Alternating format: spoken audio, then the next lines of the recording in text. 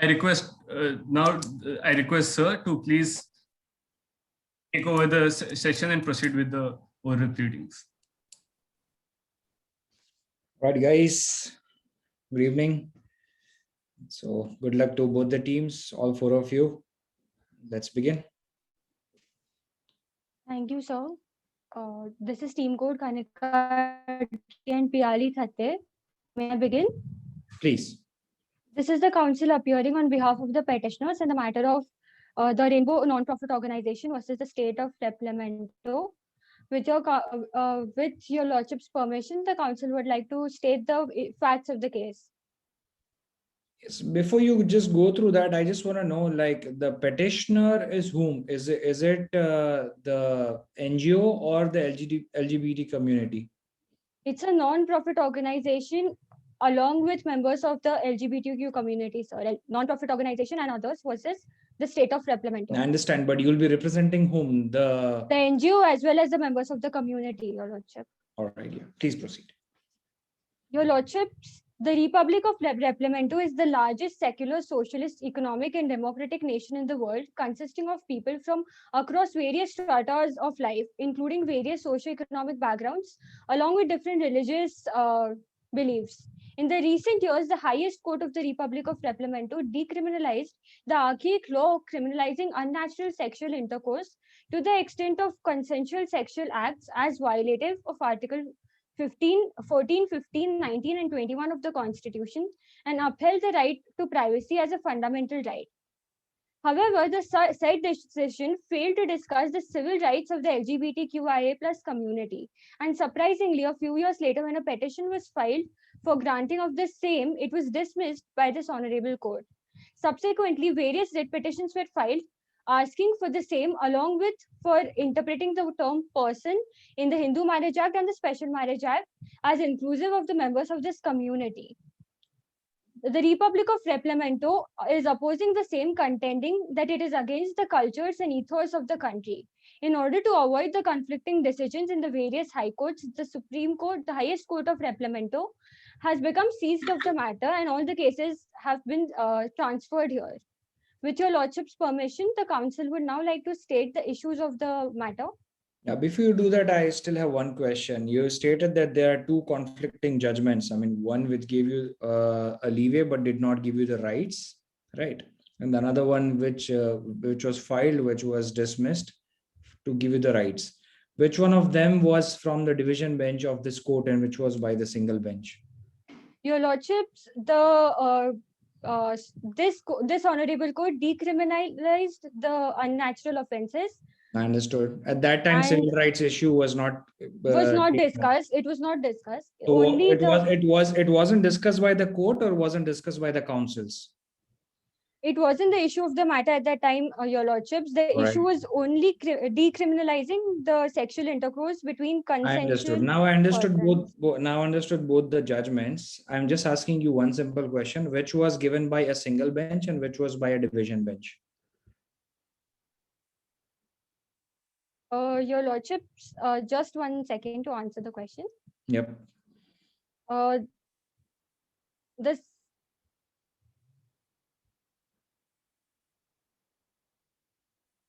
You can take help from your fellow advocate as well. I have no issues. Okay, your lordship. Your lordship, I think the decision. Don't tell me that is not given in the Moot proposition. Yeah, you may proceed with your issues now. Go ahead. Okay, just 1 second, your lordship. I apologize for the same. The council would like to state the first two issues shall be dealt by this council and the second two issues shall be dealt by my co-counsel. Sure. Permission to proceed with the first issue, your lordship. Please. The first issue is whether the Hindu Marriage Act and Special Marriage Act can be read in a manner to include the LGBTQIA+ community within its ambit. Your lordships, the state of Replemento is a secular country. It's a democratic country. The constitution of this country provides certain fundamental rights to the citizens of the country. These fundamental rights include the right to personal liberty, which in its meaning includes the right to choice of partner, your lordships. As was held by this honorable court in the decision of Shakti Vahini versus Union of India, the manifestation of the right to choose a partner is recognized by virtue of Article 21 and Article 19 of the Constitution, your lordships. Article 19 provides the right to express one's sexual identity, and Article 21 provides the right to personal liberty as well as right to privacy. This judgment is of what year? Your lordships, this judgment is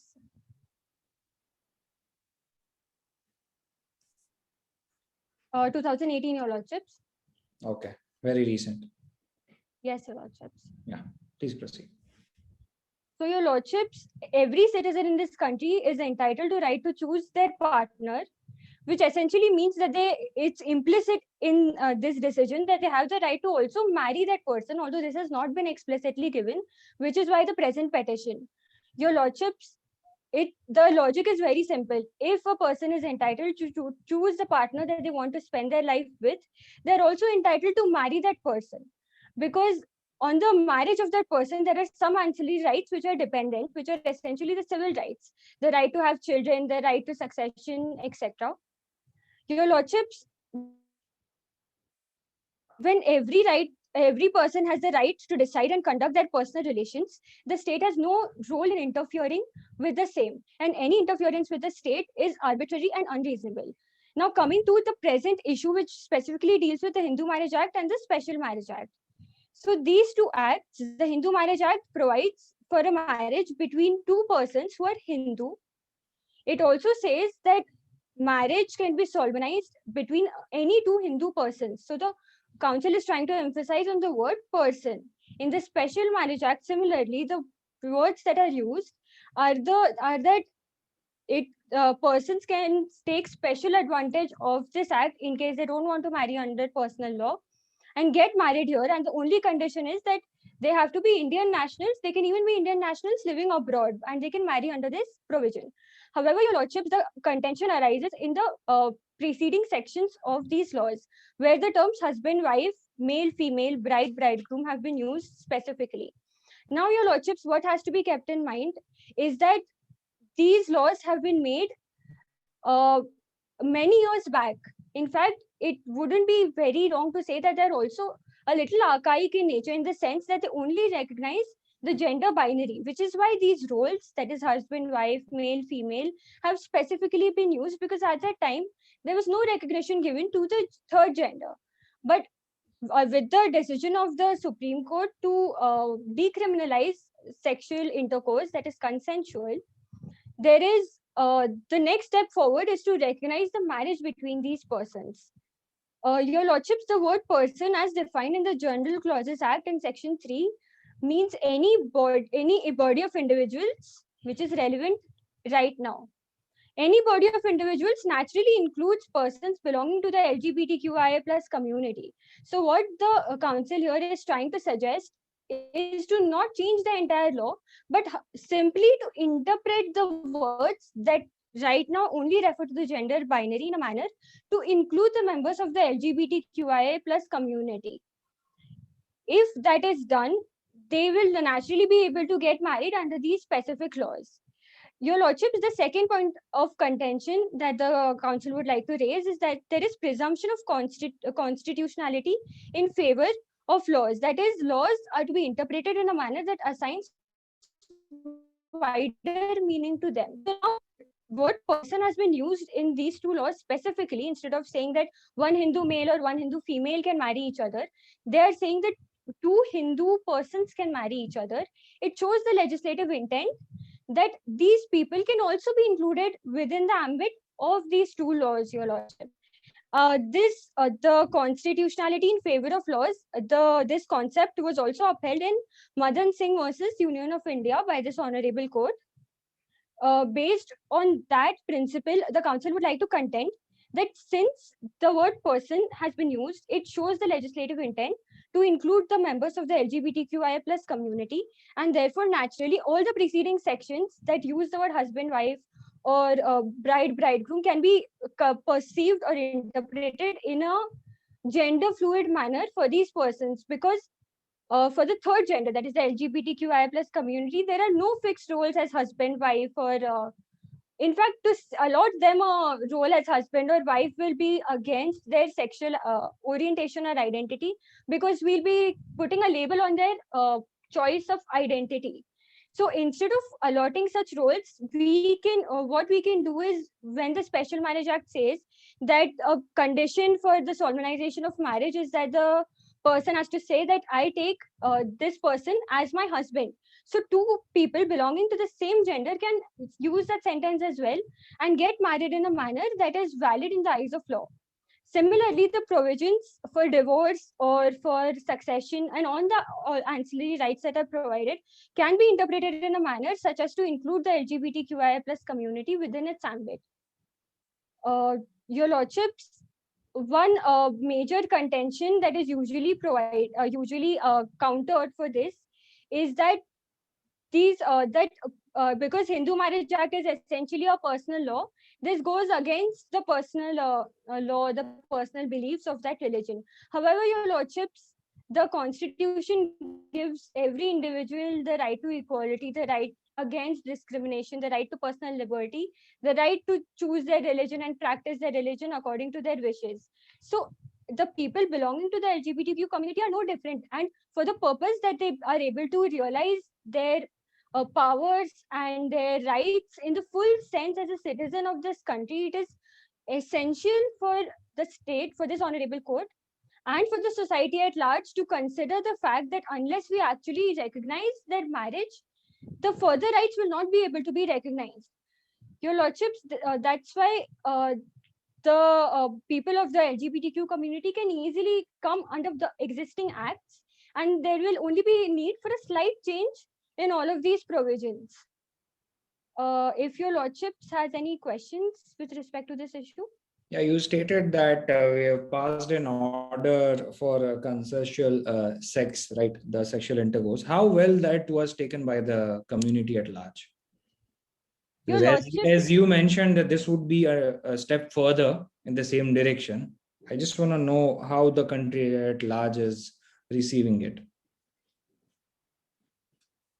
your Lordships, as far as the LGBTQ community themselves are concerned, they were obviously delighted and relieved by this decision, because for so many years after the independence, even after the independence, their rights, their basic rights, the rights that are essential for them to achieve all of their choices or expressions as a human being have been. I'm sorry, my question is, how did the society at large, I'm not only talking about the community on whose behalf you are appearing, how did the society at large took it? Yes, Lordship, coming to that, the society, your Lordships, it is admittedly a fact that the society in this country is largely conservative. They come from an orthodox background, which is why this decision was not necessarily welcomed by a majority of the population. However, for people who are supportive of this decision as well. But your Lordships, what has to be remembered is that simply because some section of the society does not approve of some decision, it does not mean that that community. So what is a majority? Are you in some or the rest of the society in some? Who's in majority? Your Lordships, admittedly, the LGBTQI plus community is a minority when compared to the. That is why we are hearing your case today, right? Yes, your Lordships. But then, if your community or the petitioners whom you represent is happy, and if the rest of the society is not happy, what we as the apex court should decide? Your Lordships, if I could relate this issue with another similar issue. Your Lordships, the women in our country, the recognized binary gender, have been oppressed for a really long time. Even today, women face a lot of issues when realizing all of their rights. Most of the society does not like the fact that women go out to work or they get the right to decide what happens to their body, as in the right to abortion or to not abort, to procreate. However, simply because the majority of the society, which is patriarchal, simply because they do not agree with this view, does not mean that we prevent the women from going to work or we prevent them from making these decisions. We have made laws to give them that rights. We have also made provisions for remedies in case these rights are violated, which they are, which is a matter of fact. Similarly, coming back to this issue, present issue, similarly, even if the majority of the society is not happy, your lordships, their happiness has nothing to do with the rights of this community. Just because simply a portion of society is not happy is no reason to disallow this community from having their basic fundamental rights, your lordships. All right. If your lordships has any other questions, the council will be happy to answer. I think I'll take up the rest of the questions when your co-counsel argues, or maybe once both the sides have argued. Your lordship, the council would like to proceed to issue number 2. Yes. Whether civil rights can be granted to the LGBTQ community or not. Now, so your time is up. I would give you 2 minutes, and you'll have to conclude in 2 minutes. Yeah. Thank you, your lordships. Much obliged. And I won't be asking any questions. Much obliged, your lordships. To briefly state the issue, of course, the LGBTQ community is entitled to their civil rights. However, the civil rights are entirely dependent upon the recognition of their sexual orientation and the recognition of their marriage. Their civil rights are the cornerstone of our constitution, and every citizen is entitled to have those civil rights. Denying the civil rights to this community, your lordships, violates Article 14, 15, 19, and 21 of this community. Article 14 provides equality to everybody, and ancillarily, Article 15 protects people from discrimination. Admittedly, these rights are not absolute. All of them are subject to state regulation. However, your lordship, the classification that is being made by the state specifically for this community is based solely on their sexual orientation, and that is not a reasonable enough justification to deny them their basic civil rights. It is arbitrary, and arbitrariness is the end of equality, your lordships. Article 19 provides this community to express their sexual identity. By disallowing or not recognizing their marriage, we are completely denying them the right to express their identity, because what will they do with their expressed identity if they cannot actually get protections from the law for the same? And as far as Article 21 is concerned, your lordships, it provides the right to marriage, to a family, to decisions of procreation, family, etc. Your lordships, if the people of this community these rights are being taken away from them. So right now they do not have these rights, and which is why Articles 14, 15, 19, and 20 are being grossly violated by not granting them the rights. And that is why this is the humble submission of this council, that their marriage be recognized along with their civil rights being granted. Let us move to the issue number 3. Much obliged, your lordship. Your lordships, am I audible at your end? Yes, you're clear. Please proceed. Much obliged, your lordships. The council for the respondent will be dealing with issue number 3 and issue number 4. The issue number 3 and issue number 4 at hand. Council for respondent. Council for petitioner, I beg your pardon. The council for petitioner would like to humbly submit for these two issues. The third issue being that whether or not the customs, traditions, rights, rituals form an exhaustive code as contested by the Republic of Replemento. Now, the petitioners here would humbly like to submit that the answer to the above question is in the negative. When we understand the term exhaustive code specifically and the terms that are used in the issue, customs, traditions, rights, rituals, when we understand it in the light of its implications towards the LGBTQIA+ community, we realize that this is not an exhaustive code, but instead it is a narrow code with a narrow definition, which is clearly homophobic and which in a large sense provides for a marriage that is considered, or any relationship that is considered valid between a man and a woman. The council for the petitioners would like to also submit that customs, when recognized under law, are accepted and understood as important aspects of the law and are recognized by law. But another important aspect that is there, which comes as ancillary to the customs, is that custom archaic, is that custom reasonable, or is that custom against public order? And in this case, your lordships, the case is so. The customs that are in question, say for example, if I was to continue with what my co-counsel appeared for before, if there is a contention with reference to Saptapadi under the Hindu Marriage Act, that is considered as a valid custom for an essential marriage between a man and a woman. If I was to say that that is a valid custom, I'll say, okay, fine, the custom is valid. The interpretation of the custom or the interpretation of the term persons for with regard to that custom must be a liberal interpretation and not the literal interpretation as given in the enactment. To support this argument, Your Lordship, there is the case of Maneka Gandhi versus Union of India, wherein the right to livelihood was discussed at length, and wherein the right to live with human dignity was discussed at length. Talking about the passport case. Yes, Your Lordship. I will be correlating the same with my argument if you permit the same, Your Lordship. Please. Much obliged, Your Lordships.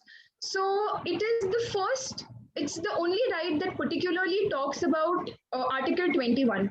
The way the counsel for the petitioner would like to correlate this is that there is a test of reasonableness that's given under Article 21, which particularly states that any law which is against or which prohibits the right to live, the right to personal liberty, should basically be against or relative of if that particular law should be just, fair and reasonable. Let me put simply, that particular law should be just, fair and reasonable. Now, in the present case, Your Lordship, if we see the enactments in question, specifically the Hindu Marriage Act or the Special Marriage Act, are neither just nor fair nor reasonable because they have failed to recognize homosexuality. As a matter of fact, if I continue with the submissions, Your Lordship, the respondents on the other side claim that this is against the culture and ethos of the country.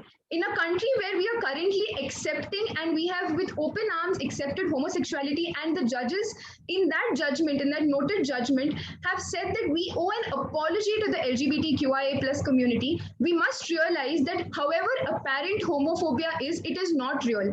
As a matter of fact, the petitioner's submission state that homosexuality is against science for some reason, but the court begs to differ because the court has given a noteworthy judgment to elaborate the same. Coming to explain whether the exhaustive code is valid or not with regard to the LGBTQIA plus community, Your Lordships, again, I would like to simply state that when we talk about an exhaustive code which is regarding the right to life as an essential right, we must realize that this exhaustive code is ripping apart or taking away that right to enjoy that life away from a person or a stakeholder of the LGBTQIA plus community. It must be noted that an exhaustive code refers to a systematic compilation of consolidated laws enumerated in a manner that has nothing that is left for any imagination. I completely agree with that in my submissions. But as time has progressed, it is imperative to realize that a person's personal choice cannot be something that the state can inherently interfere in. And hence, I would request Your Lordships to kindly acknowledge the same submissions. Your Lordships, if you permit, can I move to the next issue? Please.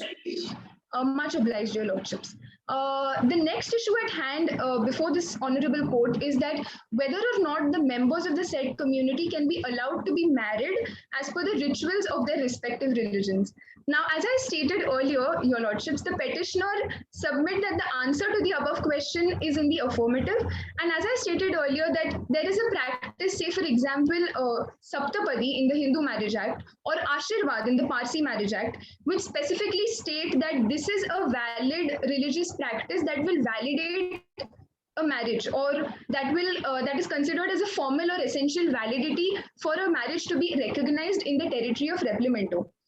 Now, understanding this a little bit more clearly, it is humbly submitted that most personal laws describe marriage as a sacrament and a union of two souls, and it's recognized as a constitutional right, obligatory on the state, that is crucial for retaining individual dignity. Now, it is imperative to realize that the state in the given case has tried to transgress upon its boundaries to enter into a person's life and to tell that person absolutely cannot get married, and that because that person is not allowed to get married. So the person can love someone, the person can have relations with someone, but if the person wants legal recognition for the same, the legal recognition shall not be afforded by the state, because the apparent apprehension of homophobia is so real that the majority opinion shall be considered in the present in the real case, your lordships.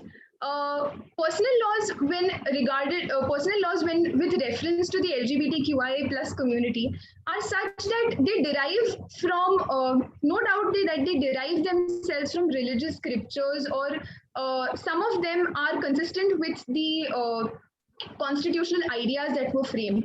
But there is a large chunk of those religious scriptures that absolutely violate fundamental rights, and codified personal law, when hit by Article 13, basically states that that law would become void essentially. So if this law particularly states that this marriage will not be considered valid in the eyes of law, would make that law, or would make that particular part of the law absolutely void in the eyes of law. Even without Article 13, if I was to say that, which is used by the courts, even without Article 13, when there is, by way of abundant caution, judicial review that would be possible due to the nature of the Constitution, Article 25 subclause 1 particularly states that the right to practice one's religion is also an essential right. So essentially what the state is going to say is that the members of the LGBTQIA plus community are for sure Hindu, but they will not be recognized as Hindu if they intend to get married. So they will just be recognized as citizens. And Justice Krishna Iyer's statement that, you know, a person carries his personal law wherever he goes will stand invalidated if this argument by the respondents was to be accepted by this honorable court. The language that is used in Article 13 and Article 25 too clearly suggests that personal laws are to be read in consonance with the fundamental rights. Therefore, the petitioners, who are essentially the members of the LGBTQIA plus community, are well within their rights of performing marriage within the framework and within the rituals that are provided by their respective religion. If your lordships have any question, I would be happy to answer. No, what is your prayer you both are seeking? Sorry, your lordships, I couldn't What is the hear prayer you. you are seeking? Okay, your lordships, in the light of the issues raised, arguments advanced, and the authorities cited, it's humbly prayed by the council on behalf of the petitioner that to declare the term persons to be interpreted liberally, that civil rights be granted to the LGBTQI. No. How many prayers you are in total you're asking? So, your lordships, we will be asking one prayer to consider the marriage valid, but we will be substantiating it with 4 clauses, if that's okay with you. Yeah, but you go one by one. Okay. So, your lordships, if I was to brief the prayer for you, in the light, I'll repeat the whole thing. No. I just want to know what is the first prayer? The first prayer is that the interpretation of the word persons in the Hindu Marriage Act as well as the Special Marriage Act be taken liberally so as to embrace the members of the LGBT community. Even that you're writing in your pleadings that the language has to be read as gender neutral language, or it is written as gender neutral language. Can you explain what do you mean by gender neutral language? And I don't mind if you read out any of the codified laws. Sure, your lordship. Your lordship, gender neutral basically means that when we are talking about the LGBTQIA plus community, it is a community that consists of people with different sexual orientations, sexual identity. I'm only talking about gender neutral in terms of codified law. I know what is LGBT. Okay, much obliged, your lordship. I will clarify the same. So, your lordship, when we come to gender neutral in terms of Hindu Marriage Act or Special Marriage Act, the specific enactments only talk about man, woman, or bride and bridegroom, which specifically mean that there are certain gender roles, or only the binary, cisgender binary is considered to be the only framework for gender in these laws. But as we move forward, the petitioners would like to seek or pray to this court that the interpretation of these terms be so wide that we can include the term, we can include. Are you trying to say that the language is already a gender neutral language, or you want us to interpret as a gender neutral language?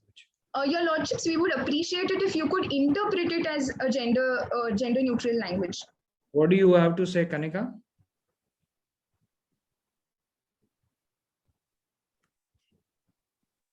Your lordships, the same thing. My counsel has stated the same thing. No, so you're trying to say the language is not gender neutral. You want me to interpret or us to interpret it as a gender neutral? Your lordships, I will answer this question in 2 points. First, the use of the word persons in itself indicates the gender neutralness of the intention of the legislature while drafting this. So technically, the word person in itself can be interpreted in a gender neutral manner to include everybody. And the second point, as my co-counsel stated, the words husband, wife, bride, bridegroom, as I stated in my intentions as well, they can be given a wider meaning so as to become then gender neutral in a sense that they include the members from other genders as well. Okay. I think your co-counsel can continue with the second prayer.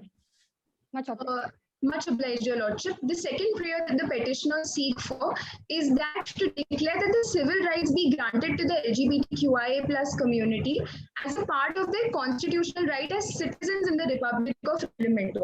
Am I audible, your lordships? You are audible, but your video is stuck. Is it stuck with me or with everyone?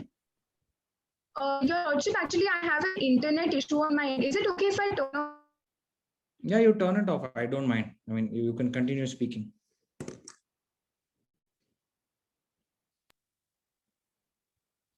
Your lordships, I think she has disconnected for a moment. Would you like me to proceed with the prayer? Yeah, please. Just a moment, your lordships. Let's move to the second part.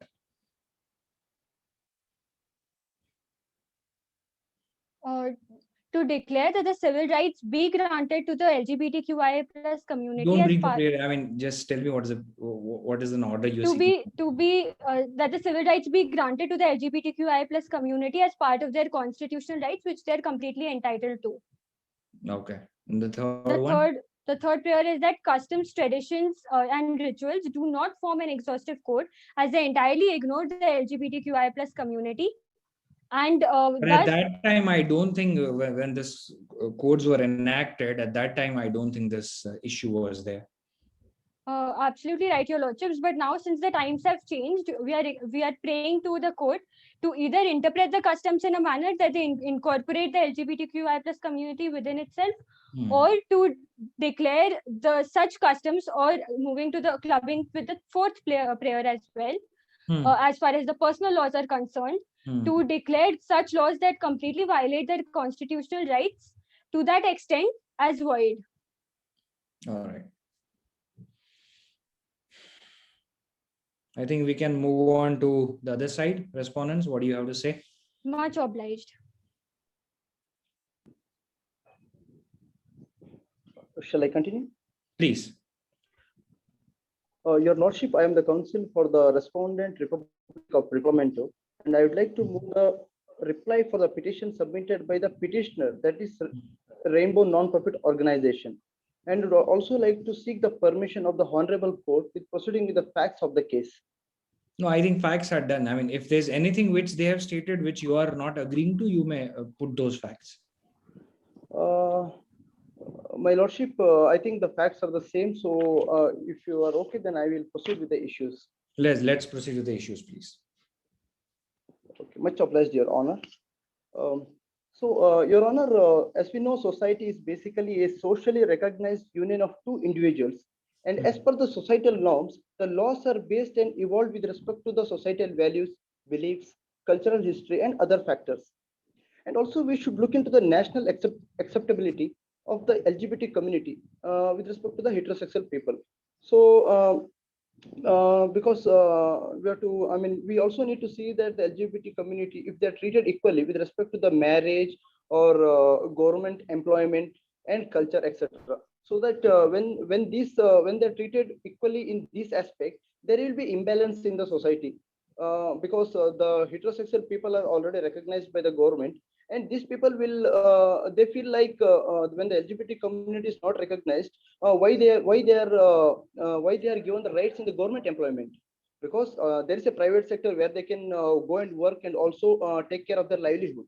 But why take away the rights of the government employment, which is already reserved for the heterosexual people, which is the major community. I'm not talking that the LGBT community should not be deprived of the basic right of working. They should be given the right to work, to take care of the livelihood. But I'm talking that I'm telling that the government employment should be reserved for the heterosexual people, and also with respect to the marriage, since we know that the our society from the sages believe that a man and a woman make a marriage and make a family. So, and also the grandfather is a man and a grandmother is a man. So this is what our childrens they look into. This is the way they start their life. And because suddenly if the children, if they see like two men coming as a husband and a wife, it creates a lot of imbalances in the society. It is very difficult for the children to actually link it to the natural their parents, like a father is a man and a mother is a woman. It becomes very difficult for the children to balance. So this is the reason we have to look into the national acceptability of the LGBT community, so that the normal society will accept it or not. And also the parties to the same-sex marriage would not fit the legislative scheme, which clearly talks about a biological woman who is a wife and a man who is a husband. So here, as I told, we all know that when someone tells shall we go for a marriage? The first point which comes to your mind is I mean the one would be a man and another is a woman. So normally, no one will generally think like there is a two men who are getting married, or a two women are getting married, or a two transgenders are getting married. So it is something like out of the box. We normally suddenly it won't come into our mind. So the majority of the people look into the marriage as a husband and a wife, so man and a woman. So this is a very basic thing which is going. And Your Honor, Your Lordship, any other interpretation except treating husband as a biological man and wife as a biological woman will make the legal provision unworkable. As we already discussed, anything apart from these two interpretation will cause the imbalances in the society. So this is the basic what we look into. And the same-sex marriage, neither it is.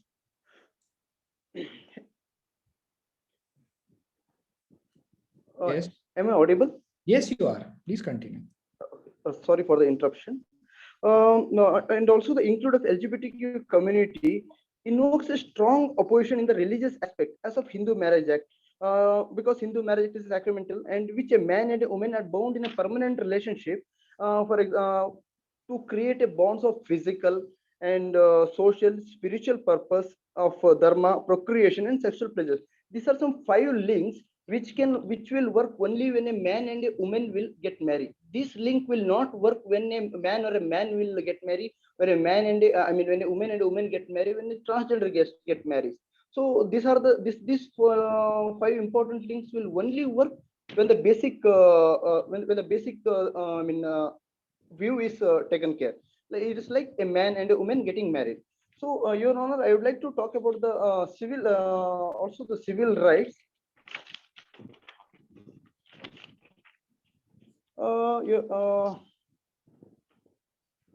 When the civil right, for example, like religious rights given to the community, disturbs the rights of the others or the core societal values.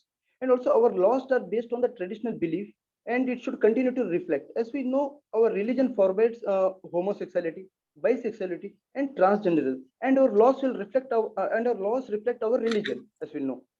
And therefore, once the rights are given to the LGBTQ community, the appearance culture which is not in line with the overall society, uh, which in turn affects the community as a whole, because the whole community are looking up to with a certain base point, like a man and a woman as a husband and a wife. So when we give the rights to these people, it will create an imbalance once again.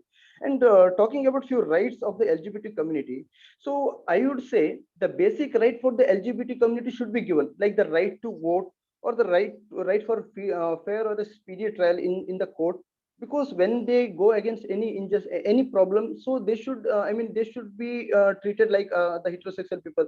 They should be respected, and even they should be, and the cases should be given the right, the fair trial. All those things should be given to them. And again, I would like to say, my lord, the employment in terms of government officers should not be given, as I already discussed. So when the government employment should be given to the heterosexual people, because normally the LGBT community for their basic That survival. you discussed. Okay, okay, okay, my lord, okay, my lord. And the right to marriage, as I discussed already. So, and also one more point I would like to add: the right to religion, religious freedom should be given with restriction. I would like to elaborate on this point. Yes. Religious freedom with respect to restriction. So normally, when any, like, if it is a temple, if it's a church, if it is a Muslim, any places, normally when a husband to submit any prayers or any puja from the sages, we see that a husband and a wife goes there and gives a puja, or else a woman goes and give a puja, man goes and give a puja. So we never saw that a transgender or a two man getting married and going and submitting a puja. So what I would like to say is, yeah, the prayer. Was this contention also raised in your pleadings?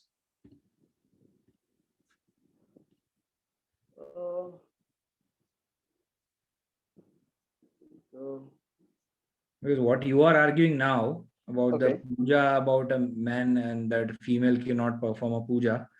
No. Is this a part of your pleading? I mean, in the sense, what I'm trying to say is it a part of the memorial which you have submitted? By pleading, I mean that. Maybe, my lord, I think it is in the third or the fourth point. So while talking, I just if you can please tell me where it is. I have your pleading open, so I'll also look into that. I don't mind you taking a minute. Okay, my lord, can I take my co-counsel's support for that? Because please, not an issue, not an issue. Your Lordship, I am the co-counsel, as counsel told. So there was a restriction of the memorial, so we have not completely mentioned, but we try Even to if you explain. touched, let me know. Even if you touch this point, I don't mind, but I don't see this point.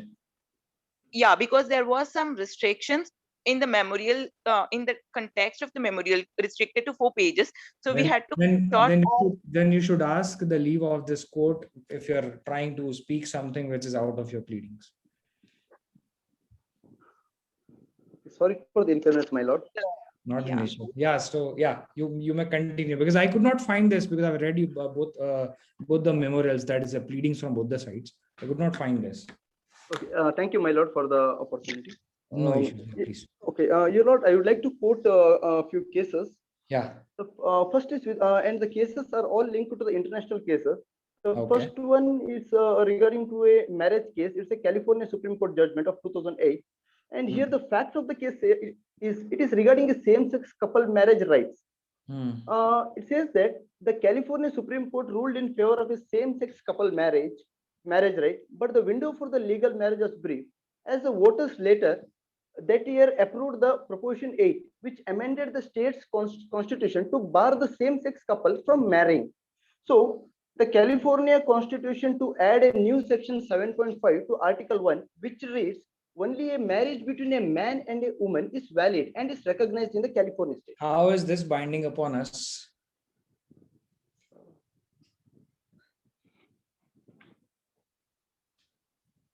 Because I understand California has given that, but that is California. This is my lord.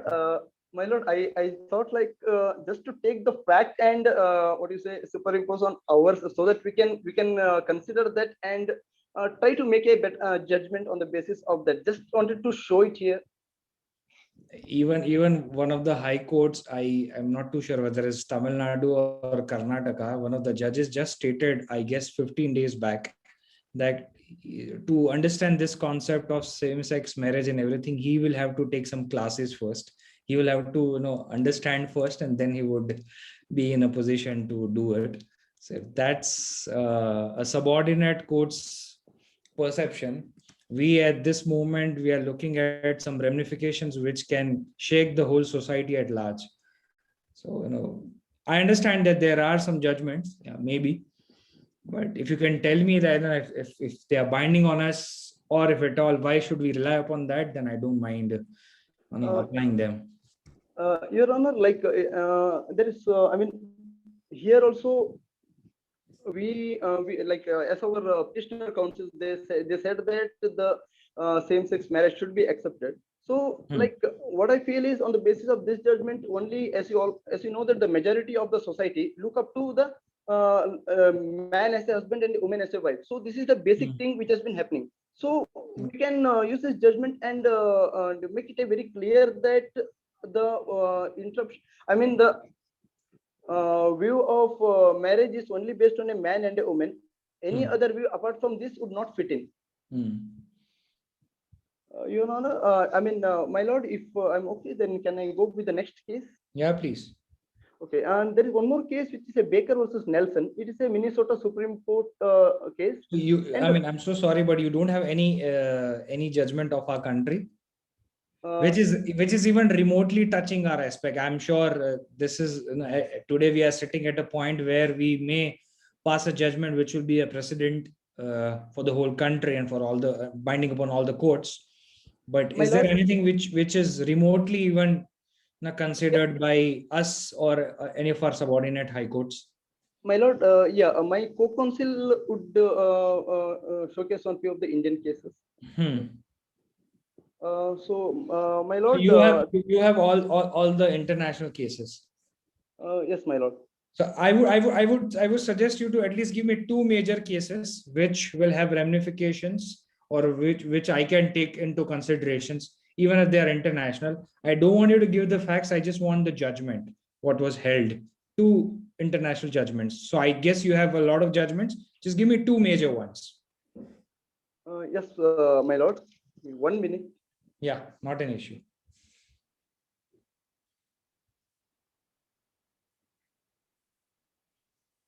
I'm sorry for the internet connectivity issues That's on fine, my. that's fine. Your friend was able to fill in for you. And Kanika, I guess you're not feeling well. You can take some water and be in a happy place. I guess you're suffering from some fever or something. Yes, Your Lordship, slight fever. Thank you. I hope it's not COVID. Anything else is fine. I hope so too, Your Lordship. You can take some water. That won't be counted for your marks. I mean, because you're coughing and you're not well. Thank you, Your Lordship. Yes, Amit, please continue. Your Lordship. Thank you, Your Lordship. Your Lordship, the case which I spoke with Jack Baker versus Michael Connett. Here, it is about like the Minnesota's failure to let the two men marry violated the Constitution. Well, a Constitution. The court the court did not even hear the argument in the case, and declaring the issue that it did not raise even a substantial federal question. So, because the court said that the two men marrying is not even recognized and not even recognized. When it is not recognized, there is no meaning in proceeding with the facts of the case. So whatever is recognized is a man and a woman getting married. So here the court clearly did not prefer to go with the argument, and it immediately squashed the case. This is one thing, my lord. Yeah, and the last case. Last case, my lord, that is two women getting married, and they try to sue here. So which is this jurisdiction? It is Kentucky court. Okay. So when Major Jones and this is of which year? It is 1973, my lord. My goodness, this is too old. It's too old. It's as old as our axe. My lord. Okay. Good. Shall I continue, my lord? No, I mean, anyway, the time's up, and I've given you two judgments. You have stated two judgments: men and men marrying, female and female marrying. Okay, my lord. Now I think if I have any questions, or else my co-counsel can. Let your co-counsel first. Thank you, lordship. Yeah, good evening, Your Lordship. I am the co-counsel for the respondent, the Republic of Replimento, and would like to seek the permission of the Honorable Court on proceeding with the case. Please. Much obliged, Lordship. So I would be explaining you about the issue 3 and issue 4. So that is whether or not the custom, traditions, rituals form an exhaustive code as contested by the Republic of Replemento. And the next issue is whether or not the members from the said community can be allowed to be married as per the rituals of their respective religion. So to move on with the issue, so here the term custom as per the section 3 of the Hindu Marriage Act 1955, so defines as a rule, so which is followed from a very long time and has obtained the force of the law among the people of the Hindu community. So it has an international significance, and also it is reasonable in the eyes of law. So, and it should not be against the public morality or the public laws, whatever has been in derogation with the laws of that country. So to state the validity or essentials of a custom, it has to follow certain essential rules, like it must be ancient, reasonable, and also it should not be opposed from the public policy. So, but here when we come to LGBTQIA community, that it states that it is something that is opposing the public morality, and it also should not be created by the agreement, and all these customs should not be in derogation of the laws of that particular country.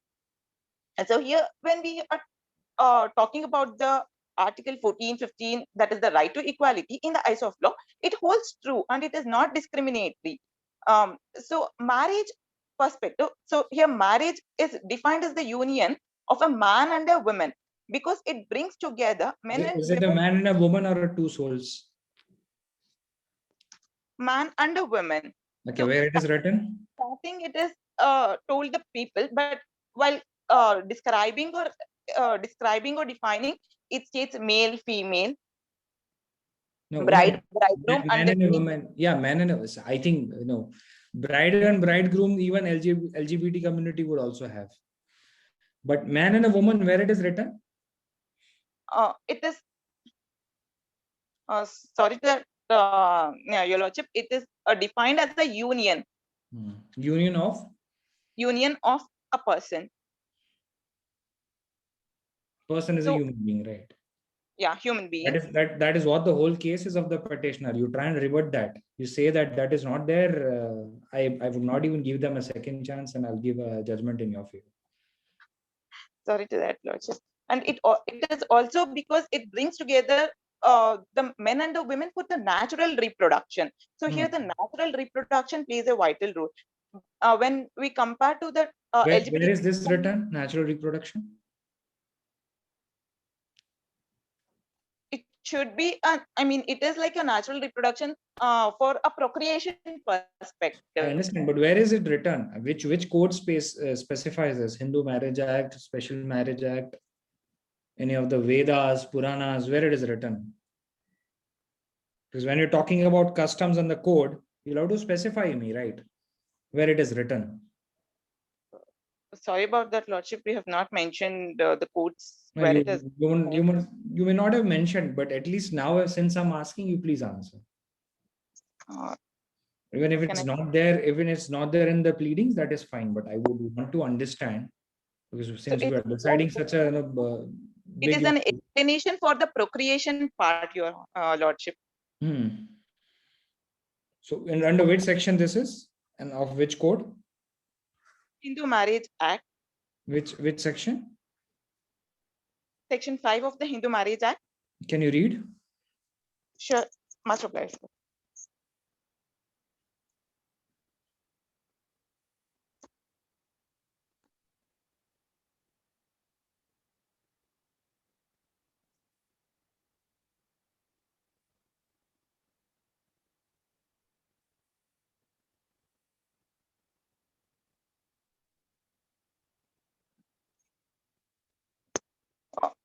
According to Section 5 of the Hindu Marriage Act, it is like a marriage may be solemnized between any two Hindus if the following conditions are fulfilled. So neither party has a spouse living at the time of marriage. No, just read the relevant part. I don't want you to read the whole definition. So here they mention the bride and the bridegroom, like the age perspective. So that is the reason we took it as a man and a woman. Okay, but you're trying to say that bride and bridegroom may not exist in LGBT community? Just when there are two persons, we can just specify, but as per the bride and a bridegroom, it is a man and a woman.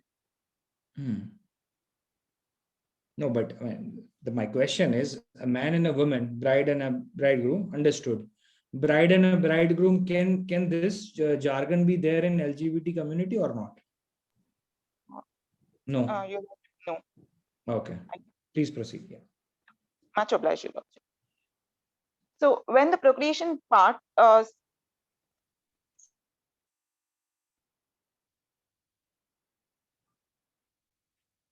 guess she had some issue now. Amit, what do you say? Is she there? My lord, give me 1 minute. Just Timekeeper, just stop the time. I think she's back. Yeah, please. yeah, sorry for the inconvenience. No issues. Yeah, please. So, yeah, and also as per the customs and tradition, child is also playing a vital role. Once when there no natural reproduction, they cannot produce a child on their own. So though there is an adoption process, but still that is considered as a secondary perspective. As a primary perspective, a child of their own has to be considered. And child needs both a mother and a father for the balanced and the normal childhood. So once when the child has two parents of the same sex, so that might not be healthy or best suited for that child perspective or the child's growth involvement. Your Lordship, I would like to quote an example here. So if a boy grows up with two women, with the one playing a role of a mother and the other with a father role, so both plays the role of mothers, and the father image will be lacking here for that particular boy child, and the couple cannot answer whatever the questions that is typically asked by a boy child, like it might be with respect to the physical changes of the body or anything. So the mother, that is the lesbian, being a female, cannot in detail explain this concept. So and the same holds good for the girl child when she is living with the two male parents. So, and Article 44, that is the Uniform Civil Code, which speaks about the Uniform Civil Code, it states that the state shall endeavor to provide for citizens a uniform civil code throughout the territory of the India. So, laws are made based on the culture, traditions, ethics, practices, and it is not vice versa. That is, the customs cannot be made on the laws. So, to keep the diversity and culture intact, when which becomes the founding principles of the country, like the Republic of the Replement too. So the objective of this should be address the discrimination against the vulnerable groups and harmonize diverse cultural practices. Its applicability is different with respect to different personal laws. Your Lordship, I would like to quote a case where the violation of rights is unsubstantiated. That is the NALSA case, that is the National Legal Services Authority versus Union of India. Which year? 2014. So here the court has recognized the transgender, and nowhere we can tell that they have not recognized. So in this case, the court first time they have recognized the transgender. Recognized for what purposes? The fundamental rights. So right to live, right to education, right to to equality. Yeah, so equality. Where's equality? That is what the whole case is. But in this case, they have told. So, and even the judgment, the court recognized that transgender persons were entitled to fundamental rights under the Constitution. So here, so equality, does marriage come under equality or not? That comes under the civil rights. That's not the right of equality. That is not a fundamental right. That is a civil right. So again, how do you differentiate a fundamental right from a civil right when it comes to marriage? The fundamental right is like whenever it violates, so it is being given to citizen. Here it is a personal law. It differs the civil right. No, so you're trying to say right to marriage is only a civil right and not a personal right, not a fundamental right. Fundamental right. Yeah, that's what you're trying to say. It's a personal right, civil right, but not a fundamental right. Fundamental right. And any case law substantiating that, or any analogy you can draw?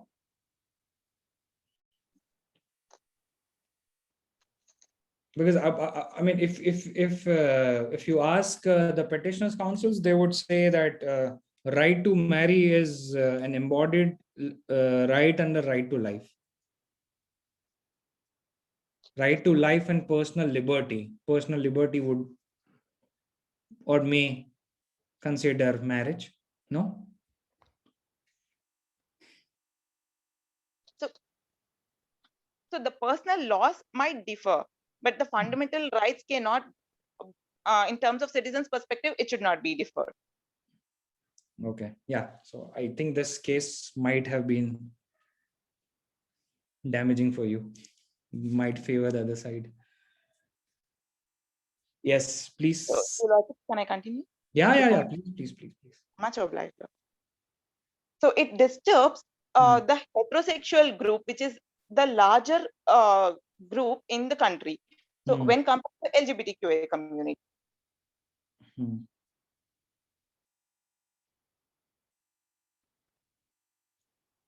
I think she again lost the internet.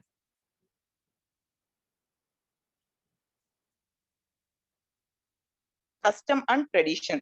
So, and also as per the legislatures and judiciaries, which across the globe have laws criminalizing homosexuality and transgender behavior, which is against public, which is again with respect to public decency and morality.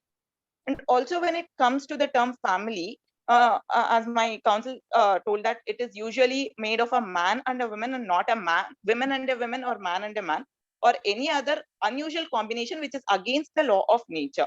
So it is therefore unethical and completely against the culture of the nation, and that it cannot be decriminalized. So tampering any such customs or practices, rites and rituals, or also the traditions perspective will affect the society as a whole and hence should not make it legalized. So, Your Lordship, moving on to the members of the LGBTQA community to be married as per the rituals of their community and respective religions perspective, where the marriage is, though the marriage is between the individuals, it is also about their religion, which has a larger impact of the implications on the society. So here the biological genders of male and female, when referring to customs and various religion-based acts, so the center sees that the law can't be changed as it creates the havoc. So if once we try to change or modify the terms or anything that is with respect to the act, so it has to be modified. I mean, it has the whole relative or the chain of acts has to be modified, which is again a delicate issue, and it also hampers or it creates an imbalance of the personal laws, such as those related to maintenance or divorce or any other issues of the community. So when it comes to this, the LGBTQA plus community in respect of Christian religion perspective, so I would like to say that the acts, whatever done by this people, so of this community people, they consider it as again sinful. And also from Buddhist perspective, also the Buddhist religion also consider this sexual misconduct as something that is unnatural. The parliament has designed and framed the matrimonial laws. If I may, if you're trying to say that this would come in between the personal laws, don't you think we should keep back this matter and give a notice to all the religion and let us give a chance to all the religious authorities to present their case?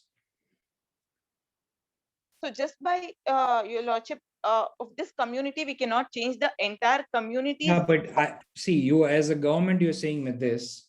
What about the people who are practicing that religion?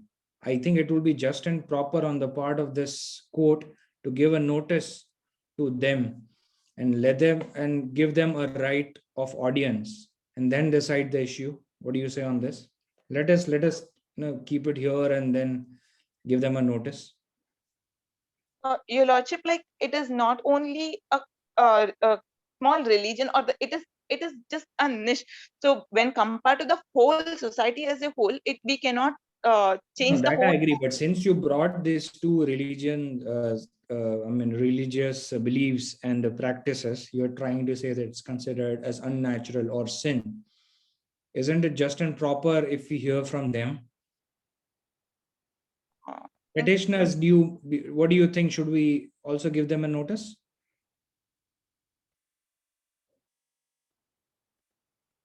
I mean, both of you can answer. I mean, yes or no? Should we give them a notice or not? I just want to know yes or no. Yes, Your Lordship. We should hear them, right? Yes, Your Lordship. Fair chance to everybody. Everybody has a right to present their side. Yep. What do you say, respondents? Yeah, again, Your Lordship, even if they give the notice, but the notice, even we have to hear their perspective. The religion again plays a vital role here. If the religion, again, it is just if the religion accepts, fine, then go ahead. So in that case. So we should actually, I think we should hear them. Yes, Your Lordship. Yeah, so I give you 2 minutes. What is a prayer? That's it. What is the prayer you're seeking? So, Your Lordship, the Council pray before the Honorable Court of Republic of Reprimando that to dismiss the petition and the community should not be included the term members as per the general interpretation of the Hindu Marriage Act of 1955 and the Special Marriage Act of 1954. And No, also don't read. What is the prayer you're asking? Don't read the what is there. To dismiss the petition, because once we have start including the said members of the community to the act, so the complete laws or the other chain of laws get affected. And also the traditions, customs, everything also form an exhaustive code, and it cannot be included in the customs perspective of the LGBTQIA community. Once we give or guarantee the civil rights, it affects the society's peace also, as it is unnatural and unaccepted practices of this community. So that's all, Your Lordship. This is the prayer. That's it. So any rebuttals from the side of petitioner? I guess you people get 1 minute each. Much obliged, Your Lordship. I'll be giving the rebuttal point by point and issue by issue as given by the council on behalf of the. It has to be within 1 minute if you're speaking for yourself, within 2 minutes if you're speaking for both of you. Your Lordship, I'll be speaking for 2 minutes as a whole, as my co-counsel is a little unwell. Please. Yeah, much obliged, Your Lordship. Your Lordship, when we heard the respondents' claim as to what they consider marriage to be, and their understanding of marriage strictly in the sense of heterosexual marriage, and their submissions again, which strictly mean that they completely disregard or they completely do not want to recognize homosexuality in totality. They don't want to recognize the judgment by the court. And as a matter of fact, Your Lordship, the respondents have gone a step further and have clearly not classified between persons and members. They have said they want the definition of members to be changed in their prayer and in their issues, but the definition that we seek to change as the petitioners is the definition of persons, which has to be liberally interpreted by the court. Additionally, Your Lordship, the contention made by the respondents with regard to childbearing and child rearing, which seem to be an issue on the respondents' end, seem to relate more to the ideas of homophobia that they have, or the apprehensions with regard to the homosexual community or the LGBTQIA plus community in the country or in the Republic of Replimento. The idea or the entire concept of procreation or the entire aspect of why civil rights should not be guaranteed because children will not be taken care of or because they cannot produce children is not a legal reasoning to the fact that the LGBTQIA plus community should not be afforded with civil rights in the Republic of Replimento. And this is the humble submission on behalf of the petitioners to this Honorable Court. Additionally, the Honorable Court would also like to go and state another instance in which the the respondents have claimed that they do recognize transgender separately, or their understanding of transgender is a little different. I would like to state, Your Lordship, could I get just 30 seconds to complete my Please, argument? please. Much obliged, Your Lordships. So, the respondents have claimed something with reference to transgenders being recognized or not being recognized properly in the eyes of law. I would recommend and request the respondents to read a bit of literature with respect to the spectrum under the LGBTQIA plus community and understand why these rights are essential. And these rights are fundamental rights. These rights are not going to be granted differently. They are already granted. What we seek in this petition are civil rights.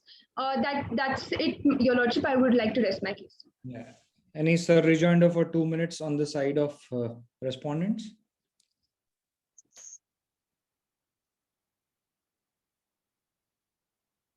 Nothing. So, Your Lordship, like we have though there are laws that has been decriminalized, like 377, it is only the part of it, that is only the consensual acts has been decriminalized and not completely as a whole. So here the rights, the members, if we try to alter, the whole act has to be altered. So why not create a different act which does not have any other connections like to other acts that has to be changed? So in that perspective, like we are not So telling you're that saying the parliament should enact one more act, especially for LGBT community. And that is your that should be your recommendation to yourself. You are because representing they have state. designed and framed those laws in the country which may be codified or uncodified, but which recognize only a man and a woman. So here, whatever they're telling, it is something that is unnatural. And also the child perspective, when this community people increases and they cannot procreate or produce the child, so the adoption increases, and also the young people in the country, like though now as per the surveys the community people might be less, this community people, but in future perspective, if it increases, then it affects the society as a whole. Anything you want to say, Amit? My Lordship, I have one point to my petitioner co-counsel. She told like regarding the view of the children, she made a point like we need to make up our view broader. So I would, yes, whatever she say, I do agree.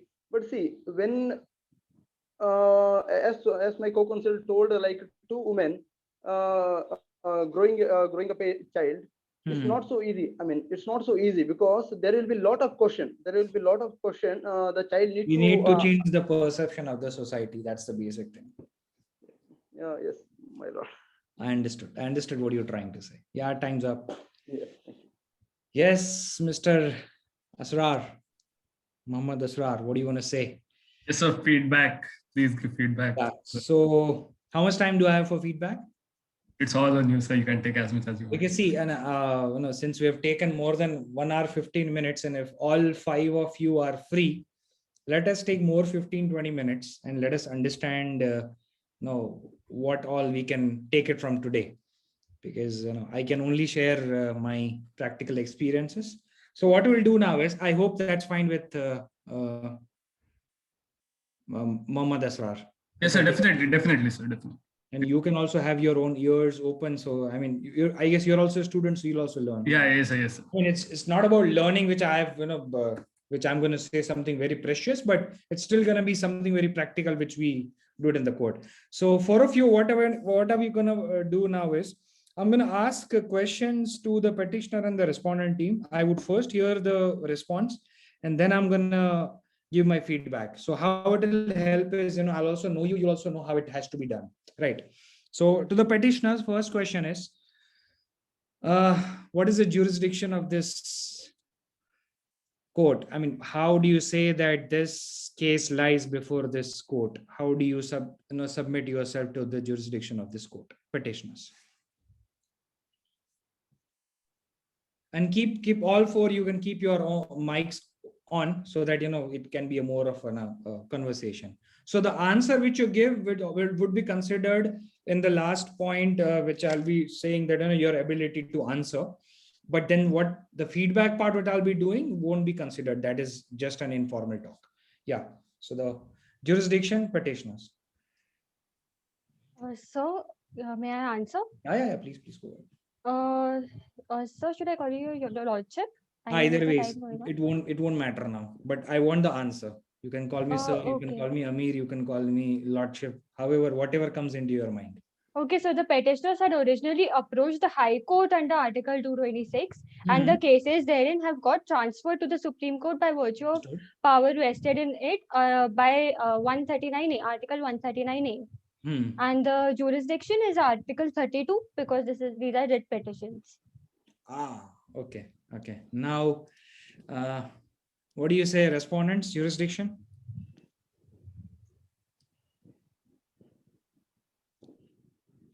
I mean, you may say something or you may say we don't have an answer, and it will be quicker. And all of you can keep your mics unmuted, so it becomes very quicker. Sir, I don't have an answer. So maybe Swathi, right. you. Yeah, so that's fine. So you're saying something. Please, Swathi. Yeah.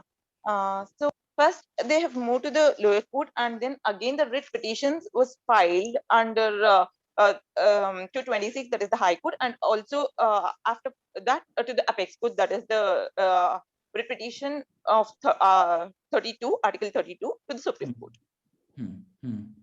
Now, till now it was question, now it's feedback time. So petitioners, the jurisdiction under which you people would fall is Article 139A and not 32. It's not a writ petition or SLP under 32. So it is not under 32, it's only under 139A. It's a transfer thing. So there you're wrong. Respondents, in your memorial. So now I'm not good with memorial. I'll say pleadings, because in court we say pleadings. So please take it. So in your pleadings, you stated that you also agree to the jurisdiction. The basic thing is, as respondents, even if there's a jurisdiction, you're going to say that there's no jurisdiction. For an example, I'll give you one point. Like over here, they've said they have a jurisdiction. You say, no. Each high court is dealing in its own way. Every high court has got a set of people who are speaking a different language and are from different castes and different ethnicities. Let each high court decide. Why are you bothered? There's no jurisdiction. That is how we argue in court. So for respondents, there's no jurisdiction. You cannot write there's a jurisdiction. And even if I ask you, and even if I don't ask you, your argument should start. Your Lordship, the first preliminary objection which we are taking is there's no jurisdiction. They lack the jurisdiction, and on this threshold only, this appeals which have been transferred from the high courts needs to be dismissed. Khatam baat. And if I'm convinced you win the case, then end the matter. Yeah, we will make a note of it for further. Yeah. No, I mean, obviously, see, this is how you'll also learn this. Yes, sir. I'm here to give the feedback. Let's learn together. Yes, sir. The second question is to the petitioners: can custom change? Your Lord, can they change? Yes. so in the current case, with regard to the current moot proposition, what the petitioners are contending is that the current customs be interpreted in such a way that they consider or include the members of the LGBTQI plus community. Additionally, what the petitioners would also like to state is that there are certain customs that are followed by each group of people or a certain set of people for a certain amount of time, and they will be considered customs based on their usages, as we know. So if that is the case, then customs can change if that custom is prevalent in that community for the LGBTQI plus community. So your answer is yes, custom should change or can change. Yes. Now, okay. What do you want to say, respondents? The same question. I'll just reverse the question. Can't custom change? So to answer to this is like if whatever the practices or customs that is being followed, if it satisfies the test of validity, that is the essentials of customs, then I think going forward, yes, it can be changed, but it has to satisfy the essentials. Yeah. So whatever I mentioned over here, I think you already touched upon this point just before the time got concluded. So respondent has taken this very nicely. Petitioner, you should have actually taken this plea, maybe a line, and then you would have elaborated that customs can change, and these are the category of judgments are there, how customs can change. So what you should have done, you should have just quoted one case, customs can change, in your so-called memorials, and then you would have argued that these are the prerequisites wherein the custom can change, and this is how we fit in all 4 or all 5, and it can change. This is how you should have gone through. Okay, thank you, sir. No problem. Now, for respondents, what Yes, about sir. the constitutional as well as the civil rights of LGBT community? What do you want to say on that? Sir, I would Shouldn't like we give to them the check constitutional whether rights? If constitutional we is are the giving them the fundamental right. What constitutional... Yeah, you are unable to hear me? no, constitutional right is to mean to say that the fundamental right. Yep. So the basic difference is it the fundamental right and the civil right? Yeah, no. What I'm saying is which rights to be given to the petitioner and the community to which they are representing. Should we give them only the constitutional, that is the fundamental rights, or also should we give them civil rights? And if you're not giving civil rights, why?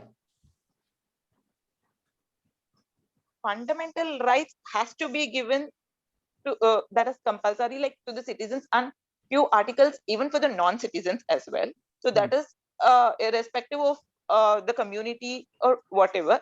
If the people is a citizen of a republic of representative, yes, the fundamental rights has to be given. But civil rights, again, it's a personal law, and also to mean to say that not all the civil rights is compulsory to be given to all the community people. Okay. And the reason for that is? It again differs from religion to religion, then community to community. Okay. What do you want to say, so petitioners? Do you agree with respondents? You both can speak. यार ऐसा उसमें marks नहीं कटते दोनों एक साथ I was actually unable to hear what she's saying, so Yes, so actually in most parts I was a little confused because there was a lag on my end, so I could hear certain parts faster. Yeah, but no, my request you she's trying to say that fundamental rights to be given, civil rights not to be given, because it differs. So what do you want to say? Civil rights and fundamental rights are not different, because like I also explained, for example, right to marry. So in my argument, I also explained how it's a fundamental right.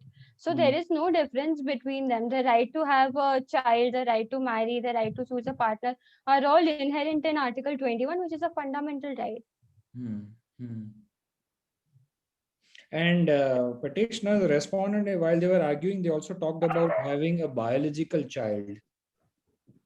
Don't you think that's something which is hitting on your head? How would you counter that? Your Lordship, there are provisions for artificial insemination these days. So that could be used by the LGBTQI community if they want a biological child. But having a biological child is not really not everybody really wants a biological child. Even adopted children are treated as biological children only. But artificial insemination is one way to go, or surrogacy is another way to go. And to both the sides, I would like to say, you should be clear in your prayers. See, what you've written is fine. But before you're concluding your arguments, just state what exactly you want from the court. Don't read out. And to both the sides, I would want to say that many a times I would have seen all 4 of you at some point of time, you were reading the pleadings. You get a reference from the pleading, but don't read the pleading, because that won't go good with the judge. The judge is here to see what you want to say. Otherwise, there's always a concept of written arguments or written submissions, as we say. We can always ask you to file written arguments. Your pleadings are already on record. And as an advocate, what is a fun? Like, see, if you're unable to argue, there's no fun, right? So try and avoid. I'm sure, like, see, I'll tell you practically what I do. See, I have, like, for an example, I have a case which is running into 1000 page, of which the affidavit is only 60 pages. Rest of all of them are annexures, right? I'll have to sum up that 60 pages into my arguments. What I'll do is, exam mein chit banate. So I prepare some kind of that. I mean, I'll just show you. I mean, I'm not joking. I know it's being recorded, but see, Sir, I have a point here. I do something like this. If you're able to see, so every case has, it's all pointers. Sir, I have a point here. Yeah, see, this is how I do. So this is all you could also, inculcate. Thodi chit bana lo. Yes, you were saying, please sir. Sir, yeah, sir, whatever you told is absolutely right. And thanks for this advice, sir. So what actually we also discuss, like, we also make a pointers, and we just refer the heading, and we just try and to avoid. elaborate the. Yes, sir, Absolutely. That's what I'm saying. Okay, sir. Okay. But the little No, because see, I'll okay, tell you right? what. So a person like me, a judge like me, and a lot of judges who'll read and come, right? So they know what you've stated. The problem is, if you start repeating that, then it means that you have nothing else to say. So usme hota kya hai na, if you have a fifth point, which is very much essential for your arguments, but till 4 you have given me an impression that you are just going to read. So I may lose concentration and you may lose a case. Yes. If you are trying to prove something new, obviously it has to be a part of your pleading. You cannot argue it is not a part of your pleading. But if you're not, exactly reading it out, it will actually help you in a case wherein the judge would be very attentive to you. Acha, he's going to say something new. I'm going to hear this. So that is how it is. Now, let us go petitioner and respondent advices. This was for both the sides. For petitioners, there has, you'll have to inculcate a habit of clear and precise drafting. I'll just give you one example, what you have given in your memorial or your pleadings. What I was discussing about, just tell you, gender neutral language. I think that's there in page number, Roman number 9, if I'm not wrong.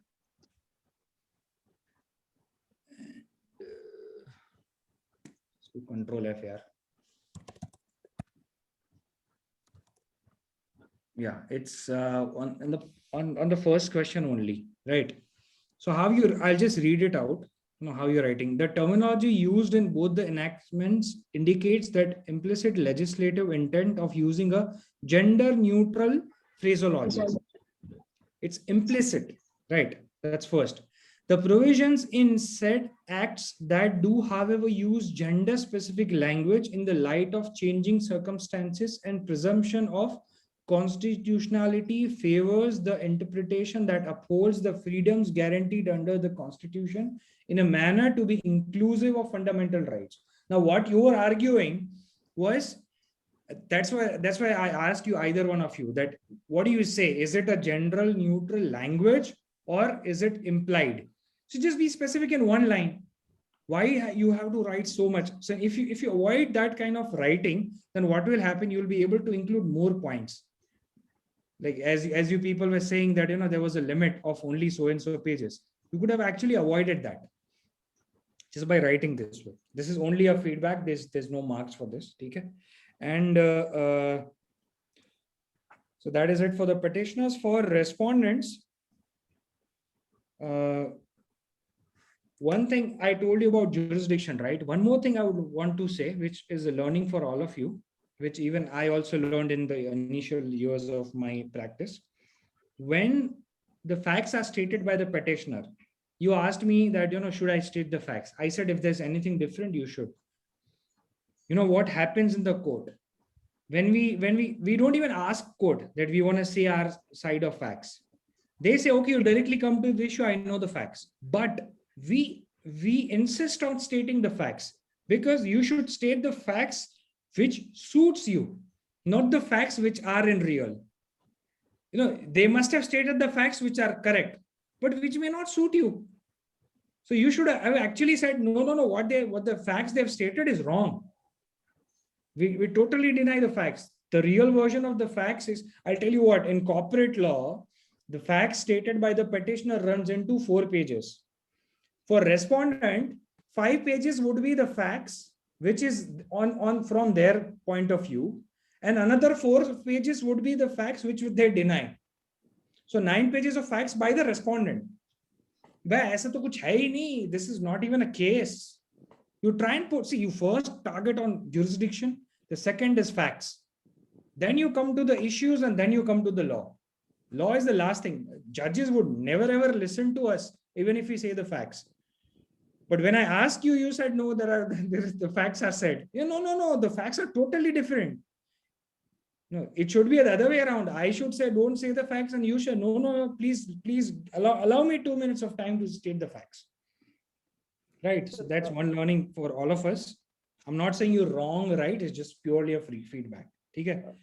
And the last point which I want to say to the respondent is that government employment point was damaging. Yeah. Like if you say that in government, we should not give them the employment. See, if you're ready to give them the fundamental rights, but if you're trying to discriminate them, and was it, I don't think that was even a part of your pleading. I mean, if I've read it wrong, I'm not too sure, but I don't think you're talking about government employment in your pleading. Oh, yes, sir. It is something. So you should not, actually, it's very damaging. I mean, I know what you're trying to say is you're trying to save a class of people and you are appearing on behalf of government. This is very explicit, but don't say, because you yourself are laughing, by saying this. Yes, You sir, also know that, it's not a valid point, then skip it. Yes, sir. It's not necessary to, debate on all the points. And they must have argued 2-3 points very nicely. You argue 1 point, but make it such that you have a winning case. I'm done with the feedback. Anything you guys want to ask? Anything specific? I would like to thank you for this feedback, because it happens very rarely that after a moot you get such application-based feedback, not just for a moot but also for like real life practice. So thank you so much for that, and we'll Yes, keep sir. it in mind. Yes, sir, absolutely. I will add to our point. After this, after the competition session, you kept it so friendly and you made us so many learning things for me and Swathi. It's the initial stage of our LLB. So it's a lot of learning for us, and it was very friendly and a lot of things here. Thank you so much. It's all a part of the community. I've learned, you will learn. Tomorrow I also see you people judging maybe the 25th National Virtual Moot Court competition by my friend Manav. Right. Anything else, guys? For the feedback and also for the additional valuable point. No, it's all my pleasure. It's always giving back to the community to which I belong. It's a long journey, I'm still a student of law. You are still a student of law. Everyone is still studying. Sir, one more point. I will, in the next hearing, I will make sure that I remove the government employment point. and mark upon the jurisdiction and the facts. Those are the main thing for you. Okay, sir. And once you're quoting the foreign judgments, either there are few SLP judgments or maybe few high court writ judgments wherein they state that since this is a new law, or since this is a law which has been enacted very recently, it is appropriate on the part of the court to study various foreign or alien jurisdictions to understand the gamut of things. These are the exact words of judgments. So when I ask you that if you're quoting a California or a Kentucky judgment, you should state that since it's a very upcoming issue, we are talking about having an ordinance or an act, or changing the whole custom. This could be beneficial, and then I would be actually taking up all those judgments. But because you could not answer, I just asked you to give two. So that's also a thing. I mean, there are a lot of things there. Once you start practicing, this is just a moot. and it'll be a great fun. But yeah, I should say finally, but while concluding, that I don't want to give marks or something, but I am very happy with the way both the sides have drafted the pleadings. Very precise, very nice. Second thing is the way, the confidence which you people showed while arguing. I know you people were nervous. I mean, even we still get nervous after 5-6 years of practice. That's a part of being a human being. But you know, the way you people handled and the way you people answered my queries, because my intention was dual, actually, to first ask you a question and also to break your chain of argument and how you would, you know, continue your argument, because that is how it happens. And Piali, right? That's how we pronounce your name? Yes, so Piali.